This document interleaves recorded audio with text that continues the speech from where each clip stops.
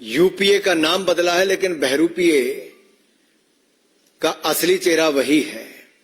नफरत की दुकान, सिर फोड़ने का सामान, टुकड़े टुकड़े गैंग, ये सब इनके साथ है, जो मोदी जी को गाली के बाद गाली निकालते हैं, लेकिन जनता के मन में मोदी जी के प्रति प्यार ही प्यार है।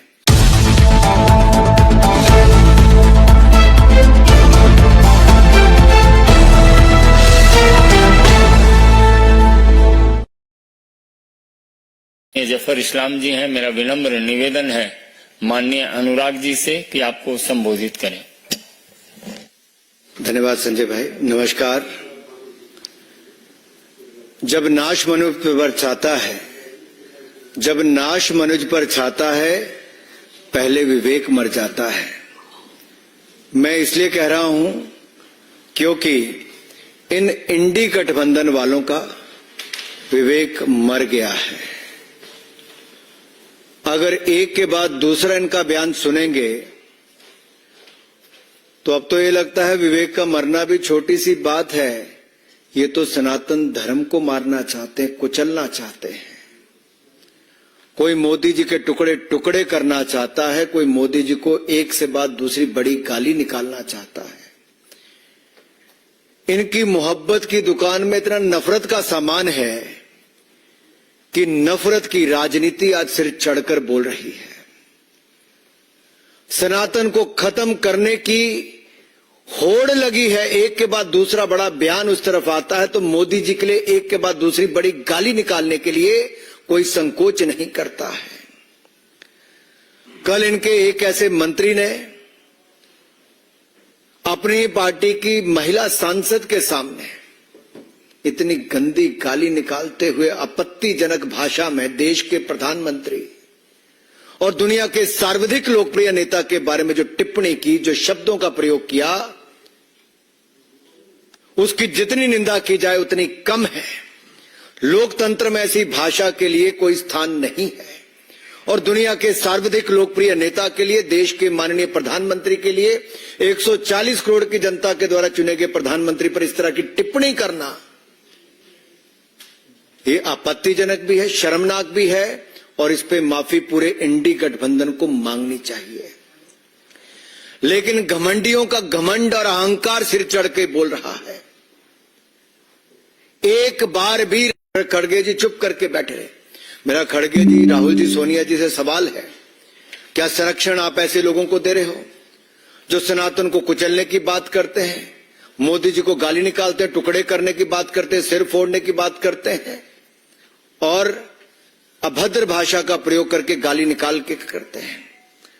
साथियों, इतिहास गवाह है, तैमूर से लेकर बाबर और औरंगजेब तक सबने सनातन धर्म को समाप्त करने की, जड़ से मिटाने का प्रयास किया। ना सनातन को कोई खत्म कर पाया था, ना कोई कर पाएगा। मोदी जी को भी जितनी बार इन्होंने गाली निकालने का काम किया, हिंदुस्तान की जनता ने उतना ही बढ़ चढ़कर प्रेम दिया है। गुजरात से लेकर देश के चुनाव तक जब जब इन्होंने मोदी जी को गाली निकाली है, जनता ने उतना ही प्रेम और प्यार बरसाया। गाली 120 तक पहुंच चुकी है, नफरत के बोल 120 तक पहुंच चुके हैं।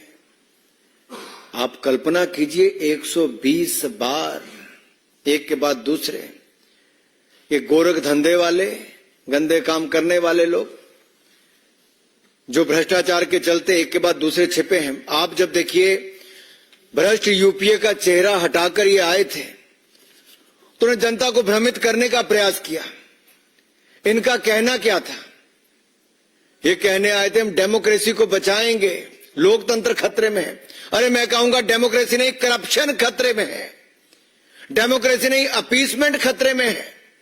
डेमोक्रेसी नहीं, एंटी सनातनी खतरे में है। डेमोक्रेसी नहीं, कमीशन खोरी खतरे में है। डेमोक्रेसी नहीं, कट मनी वाले खतरे में है।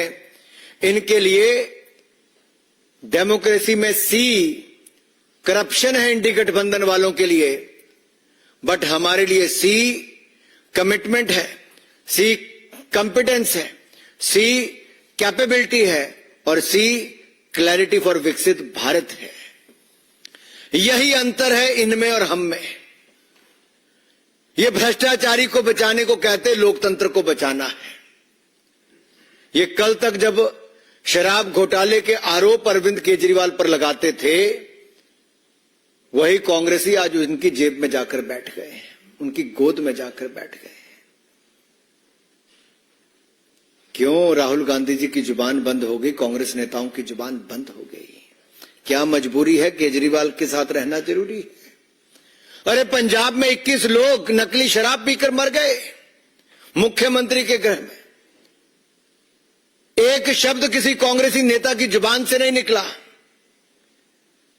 लेकिन यही आम आदमी पार्टी के लोग कांग्रेस की सरकार के खिलाफ कहते थे, हम नशा मुक्त करके नशे के धंधे को बंद करेंगे। आज नशे के चलते 21 लोगों की जान ले ली, कांग्रेस के लोग फिर चुप बैठे। ये यूपीए का चोला उतारकर इंडी गठबंधन जो बनाया, घमंडी गठबंधन जो बनाया है, साफ नजर आता है कारनामे वही हैं, करप्शन वही है, भ्रष्टाचारी वही हैं, केवल चेहरा नया लेकर आए हैं, लेकिन जनता सब जानती है। मेरा निवेदन आप सबसे रहेगा कि सवाल पूछिए। मैं आपके मन से सवाल पूछ रहा हूं राहुल गांधी जी से, ये नफरत की दुकान कब तक चलाओगे राहुल गांधी? नफरत का और कितना सामान भरा है राहुल गांधी जी? पहले आप देश के टुकड़े करना चाहते थे, आज मोदी जी के टुकड़े टुकड़े करना चाहते हो। कितनी नफरत भरी है। पहले टुकड़े टुकड़े गैंग के साथ जाकर खड़े हो जाते थे, आज टुकड़े टुकड़े वालों को अपनी गैंग में शामिल करवा लेते हो।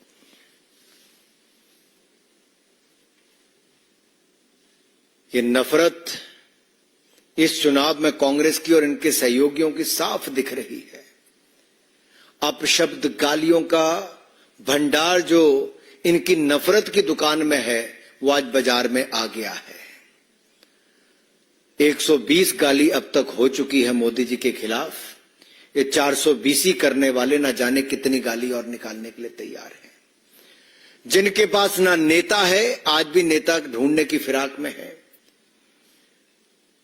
नीति तो इनके पास कभी थी ही नहीं, और नियत में खोट पहले दिन से नजर आ रहा था। सो ना नेता है, ना नीति है, और नियत में भी खोट है। धन्यवाद। मैं यही कहूंगा, इन्होंने अपना रूप तो बदला है, लेकिन साफ नजर आता है यूपीए का नाम बदला है, लेकिन बहरूपीए का असली चेहरा वही है। नफरत की दुकान, सिर फोड़ने का सामान, टुकड़े टुकड़े गैंग, ये सब इनके साथ है, जो मोदी जी को गाली के बाद गाली निकालते हैं, लेकिन जनता के मन में मोदी जी के प्रति प्यार ही प्यार है। भाई और बहनों, मैं इतना ही कहूंगा, वो चलाते रहे गालियों का पत्थर, वो चलाते रहे गालियों का पत्थर, पर मोदी जी बढ़ाते रहे भारत का स्तर। वो अपनी गाली बरसाते रहेंगे, हम भारत का स्तर बढ़ाते रहेंगे। बहुत बहुत धन्यवाद। कोई प्रश्न? विनीत टीवी 18। अरे भाई रुक जाइए। विनीत टीवी 18।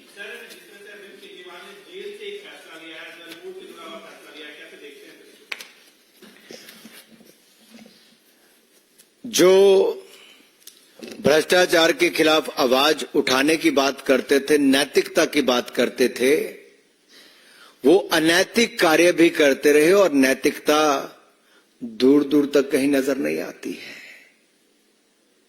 गंभीर भ्रष्टाचार, वो भी शराब जैसे घोटाले में शर्मनाक कृत्य करके जो जेल गया है, वो जेल से सरकार चला रहे हैं। ये देश की जनता को दिख गया अरविंद केजरीवाल जी का असली चेहरा, उनकी भ्रष्ट सोच, और केवल पैसा कमाने वो राजनीति में आए थे, अपनी जेब भरने आए थे। जब एनजीओ चला के जेबें भर के दिल नहीं भरा, तो भ्रष्टाचार करके एक के बाद स्वास्थ्य मंत्री, शराब मंत्री, शिक्षा मंत्री सब जेल में हैं। सांसद से लेके उप मुख्यमंत्री और मुख्यमंत्री जिसके जेल में हो, वो कैसी सरकार चलाते होंगे? दिल्ली की जनता ठगी हुई महसूस कर रही है, और ठगी ठोरी करने वाले, भ्रष्टाचार करने वाले जेल से सरकार चला रहे हैं। सर 21 लोग मारे गए संगरूर शराब पी के, मुख्यमंत्री दिल्ली रहे हैं, लेकिन आज जो पहुंचे ने अपने इलाके में ਜਿਹੜੇ ਪ੍ਰਦੇਸ਼ 21 ਲੋਕਾਂ ਦੀ ਜਾਨਾਂ ਚਲੀ ਜਾਣ ਸ਼ਰਾਬ, ਨਕਲੀ ਸ਼ਰਾਬ ਪੀ ਕੇ,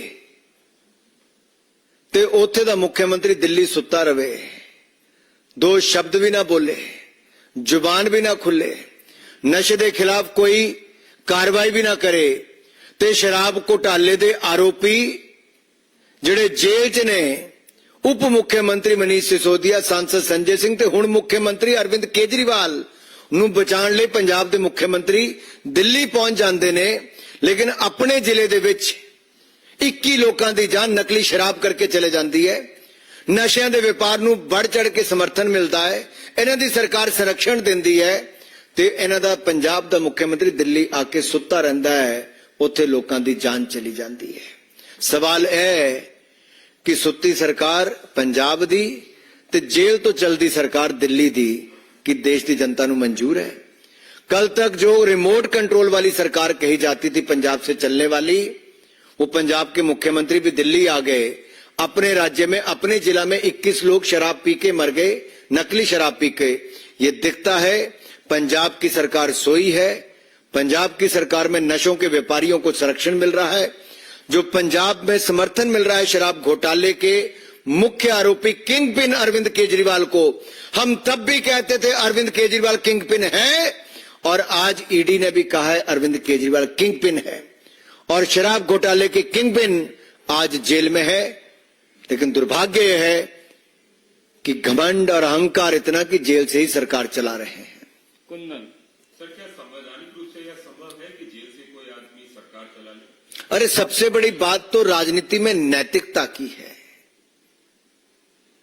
जिन्होंने अपनी नैतिकता ही बेच दी हो, अनैतिक कार्य में संलिप्त हो, भ्रष्टाचार के दलदल में जो डूबे हो, जिनका चेहरा आज काला हो गया हो काले कारनामे करके, आप उनसे नैतिकता की क्या उम्मीद करते हो? पीछे